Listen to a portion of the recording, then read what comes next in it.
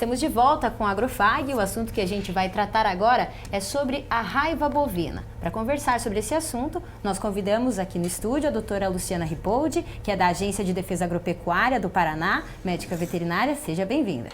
Bom dia, Antonella. Bom dia, professor Celso. Muito obrigada pela sua presença e também a gente recebe aqui hoje o Dr. Mário do Carmo, médico veterinário e responsável técnico da Sociedade Rural do Oeste do Paraná. Seja bem-vindo, Dr. Mário. Ótimo, muito obrigado. Bom dia a todos. Vamos trabalhar. Vamos lá. Só nesse ano foram registrados na região de Cascavel 23 casos de raiva. Para se ter uma ideia, esse número já é maior do que o total de casos de todo o ano passado. O alerta das autoridades sanitárias é para que os produtores façam a vacinação dos animais. Nós preparamos uma reportagem sobre esse assunto e a gente vai acompanhar ela agora. Os casos de raiva foram apontados pela ADAPAR em propriedades rurais nas regiões de São João do Oeste, São Salvador e Rio do Salto. De janeiro deste ano até agora, 23 casos foram registrados pelo órgão responsável. Nesta propriedade, em São João do Oeste, o único bovino foi contaminado pela doença. Seu Rogério teve um prejuízo de aproximadamente R$ 4.000. O produtor conta que percebeu a mudança no comportamento do animal e procurou ajuda. Na verdade, assim, eu achei que era intoxicação, primeira vez, né? Daí, quando eu fui na veterinária, o cara informou que podia ser raiva, né? Daí a gente veio, fez uma vacina ali para constatar que era mesmo, e daí foi comunicado a ADAPAR. Esperou o bicho morrer. E aí qual foi o período desde essa infecção até a morte dele? Demorou muito? Quantos dias? 6 dias. No máximo, acho que deu uns 6 dias por aí. E aí depois desse procedimento ele ficou ali? Houve sacrifício? Como que foi? Na verdade, ele morreu por conta, né? Morreu por conta. E daí foi comunicado a ADAPAR, foi retirado o cérebro do animal para fazer exame, né? E daí comunicado da Secretaria de Agricultura, vieram, cavocaram, enterraram o bicho. Está enterrado aí. E os outros animais aqui da propriedade foram vacinados? Agora foram. Quais os animais que o senhor tem por aqui? Agora é só cavalo, ovelha e os gatos que foram vacinados. Cachorro também, o cachorro foi vacinado também. O principal agente transmissor da doença em bovinos é o morcego hematófago. O método de transmissão mais comum é a mordida do animal portador do vírus. Os principais sintomas no gado, depois da infecção, é a salivação constante e a mudança de comportamento. Os primeiros sintomas é incoordenação, vai ficando triste, aí começa a salivar, ele tem medo da água, porque ele não consegue engolir no primeiro momento, então fica com pânico da água e vai apresentando aquele comportamento de sistema nervoso central, de desequilíbrio, uns fica nervoso, outros tem a raiva prostática, que atinge de uma vez o cérebro do animal, fica deitado, não consegue coordenação, principalmente do posterior. Então, o sintoma que a pessoa deve observar é a mudança de comportamento do animal, seja mudança social ou seja uma mudança própria do indivíduo em consumo de alimento ou de se locomover. A prevenção da doença é feita através da vacinação contra a raiva, que é aplicada nos animais a partir dos 3 meses de idade. Animais que nunca foram vacinados devem receber a segunda dose após 30 dias da primeira vacina. A partir daí, a revacinação é anual. A prevenção única e verdadeira é através da vacinação. Ela tem praticamente 100% de eficiência e deve-se buscar um calendário de vacina, que normalmente recomenda para os animais jovens, no caso desses bezerros, a partir dos 4 meses de idade, de 3 a 4 meses, já pode fazer a primeira dose, principalmente quando está ocorrendo um surto, como está ocorrendo na nossa região, aqui no São João, no 408, na Cajati, toda essa região do Rio do Salto, a Secretaria já recomendou o pessoal vacinar. E acredito que recomendou não só a vacinação de bovino, mas todos os animais que vivem na área de sangue quente devem ser vacinados. Suíno, ovelha, cachorro, gato e outros animais que são todos susceptíveis. Então a gente fica torcendo para que haja vacinação com muita responsabilidade. O seu Vilmar já perdeu um animal infectado pela raiva. O prejuízo e os problemas causados pela doença serviram como aprendizado. Hoje, ele sabe como é importante a vacina. Olha, a importância é grande, tanto para as pessoas como para os animais, né? Porque, digamos, se você não vacinar, você acaba perdendo. A outra vez, aquele surto, eu perdi uma, agora nenhuma, né? Então aí vem a proteção para os animais e para as pessoas, porque se você não vacinar, as pessoas vão estar correndo risco também, né? Porque eu já tomei as vacinas uma vez, as injeções, e não é muito fácil, é triste, né? Mas então a importância é essa, tanto para os animais como para as pessoas, né? Geralmente, às vezes você fica meio sossegado, aí quando começa a surgir um surto, aí você corre, né? Que talvez até seja errado, tem que manter, né? Manter sempre, né? Mas às vezes você espera a começar a acontecer para correr atrás da vacina, né? E os custos, claro que tem o custo ali da vacinação, mas é melhor do que o da perda, né? Não, é bem melhor que o custo da vacina. A vacina não é cara, a vacina é barata, né? Comparando com outros medicamentos que a gente às vezes tem que fazer, o custo é bem baixo. A raiva é uma doença que não tem cura e atinge principalmente o sistema nervoso. Por ser uma zoonose, ela também pode ser letal para os seres humanos. A orientação é que se alguma pessoa tiver contato com um animal infectado, é de que procure imediatamente a unidade hospitalar. No Paraná, a vacinação contra a raiva não é obrigatória. A ADAPAR orienta que, ainda assim, seja feita a imunização completa. Hoje a vacina ela é de orientação. Caiu a obrigatoriedade. Nós não obrigamos e não autuamos mais o produtor se ele não fizer a vacinação. Mas sim, a gente orienta que faça, porque a raiva, a única certeza que a gente tem é que se um animal ou a pessoa adquirirem raiva, a partir do momento que começa a desenvolver os sintomas, não tem volta, né? O animal vai acabar indo a óbito. Então, como a gente pôde perceber ao longo da reportagem, a raiva é uma doença que não tem cura, é uma doença que precisa estar atento a ela. E então, para a gente começar a falar sobre esse assunto, doutora Luciana, está acontecendo um surto aqui na nossa região? Como é que está a situação por aqui?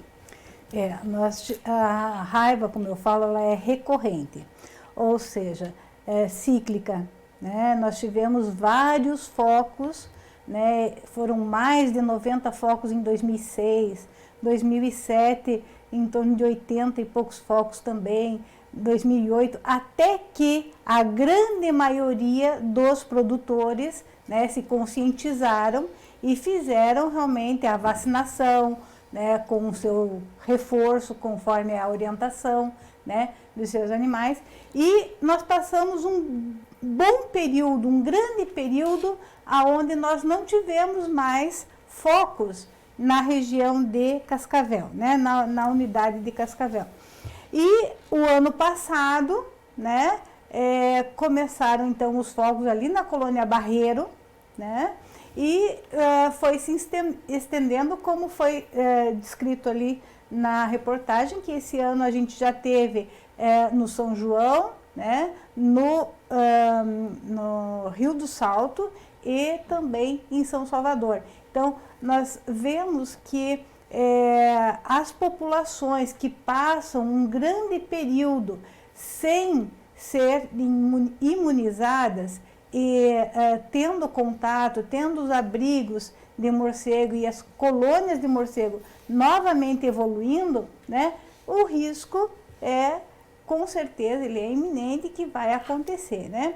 Então, como foi falado, é de orientação que em locais onde acontece, né, a enfermidade, os animais, todos os mamíferos, né, devem ser vacinados, né? Principalmente bovinos, equídeos, ovinos, caprinos, né, que são mais suscetíveis a serem fonte de repasto dos morcegos. Não podemos esquecer, principalmente cães e gatos, por quê? Porque esses estão num convívio muito próximo com as famílias, né? Certo. Doutor Mário, o senhor comentou durante a reportagem que é a partir dos 3 meses que o gado deve ser vacinado. Nesse caso, o produtor precisa recorrer à ADAPAR? Como que acontece a vacinação? Não, a vacinação é voluntária, é de consciência. O produtor tem à sua disposição nas lojas veterinárias, nas cooperativas, nos postos de venda de produtos agropecuários, normalmente tem a vacina ou ele pode encomendar a vacina nesse lugar de comércio. nós frisando para o produtor a importância da vacinação e a consciência permanente. Como falou a doutora Luciana, um pouquinho de desatenção, porque está tudo muito sossegado, aconteceu o que está acontecendo agora.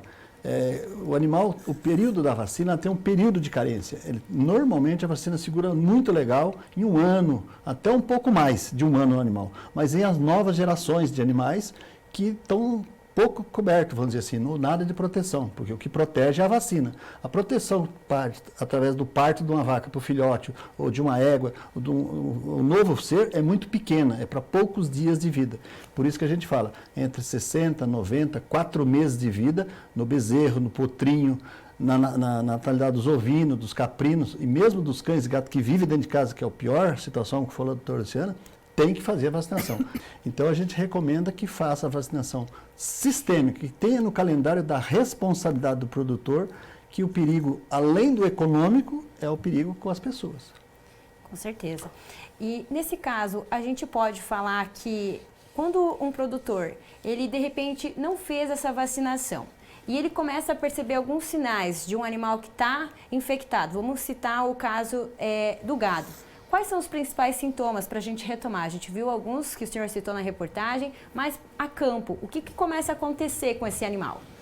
Normalmente, no caso dos herbívoros, né, eles começam a ter uma mudança no comportamento, com um andar cambaleante, certo? Acabam então caindo, né, ficando de lateral, deitados, com movimento de pedalagem, tentando levantar e em posição de opstótono, ou seja, esticando bastante o pescoço. Às vezes tem também cialorreia, que é a salivação excessiva, tá? Então, esses são os principais sintomas se falando de raiva herbívora. É o que a gente chama de raiva paralítica. Você dificilmente, mas pode acontecer, de algum animal ter um surto nervoso, furioso, certo? O comum é ter a raiva paralítica, diferente do que acontece em cães e gatos, que normalmente é a raiva furiosa, aonde o animal começa a agredir, aonde, né, tem o ímpeto, né, de se afugentar, de sair, não ter aversão à luz, né? Então, nesse caso, né, no caso dos herbívoros, basicamente é a raiva paralítica. Doutora Luciana, nós falamos sobre a raiva, estamos conversando sobre a raiva. Quem transmite a raiva? É um vírus. Quem transmite? Como monitorar esse movimento de raiva no nosso estado? Então, o grande transmissor, como foi comentado aqui na reportagem, né, é o morcego hematófago. Então, o que nós fazemos é um controle sobre as populações desses morcegos hematófagos. Por isso, nós pedimos até aos produtores que nos auxiliem, porque nós não temos condição de bater mato para encontrar possíveis abrigos, certo? Mas que eles nos auxiliem em, sabendo de um possível abrigo, né, entre em contato com a DAPAR. A gente já tem vários abrigos que nós monitoramos na região, né? Então, em todo o município nós temos abrigos no São João, na Ponte Molhada, temos também aqui no Rio do Salto. Então, aonde a gente já tem registrado, a gente faz periodicamente um controle desta população, certo? Mas o produtor, sabendo de novos abrigos, deve chegar até a unidade e informar, né, esse possível abrigo, onde a gente vai identificar se é realmente um abrigo de morcego hematófago ou não. Nós temos, né, a liberação para fazer o controle desses morcegos hematófagos, né? E se, de repente, o produtor percebe que o animal ele foi mordido, essa é uma doença que, como a gente viu, ela atingiu o sistema nervoso. O que vai acontecer a partir daí? Tem como ter uma reversão, tratar esse animal, ou está tudo perdido, o animal já vai começar a apresentar esses sintomas? Então, isso depende muito de animal para animal, e aonde foi que foi introduzido este vírus, né? Então, quanto mais próximo ao cérebro houver, então, a inoculação desse vírus, menor é o tempo de incubação. Então, menos tempo você tem para fazer a vacina ou ter feito a vacina e ela surtir o efeito, né, de proteção do animal. Então, a gente tem que saber que, como falou o Dr. Mário, ser de calendário. Nós estamos numa região onde a gente tem a circulação do vírus. Então, por que não o produtor colocar no seu calendário que anualmente ele vai fazer a vacina e fazer o reforço? E não como falou o produtor, sempre quando acontece o primeiro caso que o pessoal sai correndo para vacinar, né? Então, eu acho que nós estamos em Cascavel, vamos manter os nossos rebanhos protegidos, principalmente, né, como nós falamos, equinos, né, bovinos, ovinos e caprinos. Doutor Mário, agora eu queria saber em relação ao perigo para o ser humano. A raiva, ela também pode atingir o ser humano se ele tiver contato com esse vírus por meio do manejo ali com o animal. De que forma isso pode acontecer? Só me permite eu voltar um pouquinho auxiliando a doutora Luciana, é o seguinte, nem 100% dos morcegos são contaminados, então não vamos sair por aí achando que todo morcego é o bicho-papão. Alguns morcegos podem estar contaminados e transmitir esse vírus, não todos. Então, todo animal que seja picado pelo morcego, seja sugado pelo morcego, normalmente é um hábito noturno, então esse animal estando vacinado não vai ter perigo. Então é 100% de garantia, a não ser que o animal tenha uma deficiência imunológica, que não produz anticorpos. Mas do contrário, todos os animais estando vacinados não vai desenvolver a doença. Ponto pacífico. Com relação ao ser humano, é o seguinte, a gente perde, exatamente quando a doutora falou assim, você vê o animal, mudou o hábito, está caído, o cara acha que é por intoxicação, por qualquer problema. Primeiro que ele deve procurar realmente um médico veterinário para dar a informação correta. Segundo caso, antes que ele não consiga um veterinário, não queira gastar com um veterinário, coisa assim, é que ele evite de pôr a mão nesse animal sem luva. Pelo menos proteja a luva, já descarta essa luva, ou lava essa luva com sabão, com algum desinfetante forte, para não se contaminar. Porque a contaminação pode vir pela saliva, pela célula resta, saliva abundante, pode vir pelas fezes, pode vir pela urina, pode vir pelo leite, depende do momento da enfermidade do animal. Se ele tiver com uma virologia muito alta, ele está transmitindo o vírus até pelo olhar, vamos dizer assim. Então, todo cuidado é pouco. E o ser humano, nós temos o hábito de ficar botando a mão em tudo que é lugar, então evitar o contato com esse animal, enquanto não se tem a certeza do diagnóstico do problema. Bom, e se a pessoa pegar o animal, aí amanhã ou depois vai saber que esse animal, ou 5, 6 dias, como disse aquele produtor que demorou para morrer o animal, a pessoa ainda tem tempo de procurar o serviço de proteção, o protocolo sanitário dentro do posto de saúde. Mas é importante saber, na mão é uma situação, no pé é outra situação, na cabeça é outra situação, na boca é outra situação. Então o vírus, quanto mais próximo for depositado do cérebro, maior é o perigo e menos tempo você tem. E também, como disse a doutora Luciana, cada um de nós temos um sistema de defesa próprio. Então o nosso organismo vai reagir de um jeito diferente. Agora, por favor, não vá correr esse negócio de deixar o animal e não avisar o serviço oficial, porque não tem penalidade. A única coisa que todas as pessoas do meio sanitário, seja humano, seja veterinário, estão preocupados com o ser humano em última instância. Isso aí. Nós agradecemos as orientações que vocês trouxeram aqui para a gente hoje. Com certeza vão auxiliar muita gente, né, professor Celso? Muito obrigada, doutora Luciana. Obrigada. Obrigada, doutor Mário. Sim, por nada, ficamos à disposição.